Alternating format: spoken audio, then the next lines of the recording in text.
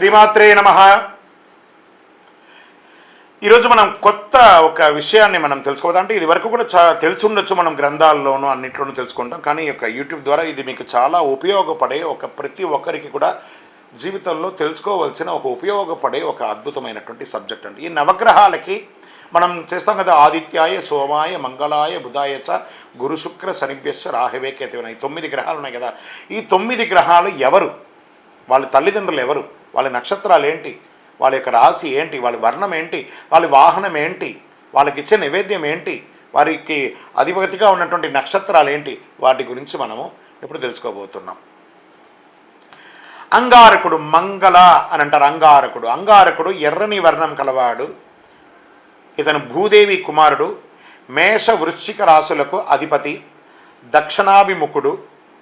రుచక మహాపురుష యోగ విద్యను బోధిస్తాడు. తమోగుణవంతుడు. భార్య పిల్లలు అన్నదమ్ముల వల్ల సమస్య ఉండేవారు. స్నేహితులతో శత్రుత్వం, సంపద కోల్పోయిన వారు మంగళదేవుని అంగారకుని పూజించడం వలన సత్ఫలితాలను పొందుతారు. పుత్రులు లేకుండా వివాహం ఆటంకం ఉన్న వాళ్ళు, పుత్ర సంతానం లేని వాళ్ళు కూడా ఈ స్వామివారిని ప్రార్థిస్తే తప్పకుండా నెరవేరుతుంది. ఈయనకు అధిదేవత భూదేవి, ప్రత్యధిదేవత క్షేత్రపాలకుడు. వర్ణం ఎరుపు, ధాన్యం కందులు, పుష్పం సంపంగి మరియు తామర, వస్త్రం ఎరుపు రంగు వస్త్రము, జాతిరత్నం ఎర్రని పగడం, నైవేద్యం కందిపప్పుతో కూడిన అన్నం. ఇవన్నీ పెట్టండి. ఆ యొక్క అంగారకుని యొక్క అనుగ్రహం పొందండి. అంగారక గ్రహం యొక్క పరిపూర్ణ అనుగ్రహం మీకు వచ్చింది అని అంటే విజయమే మీకు విజయోస్తు.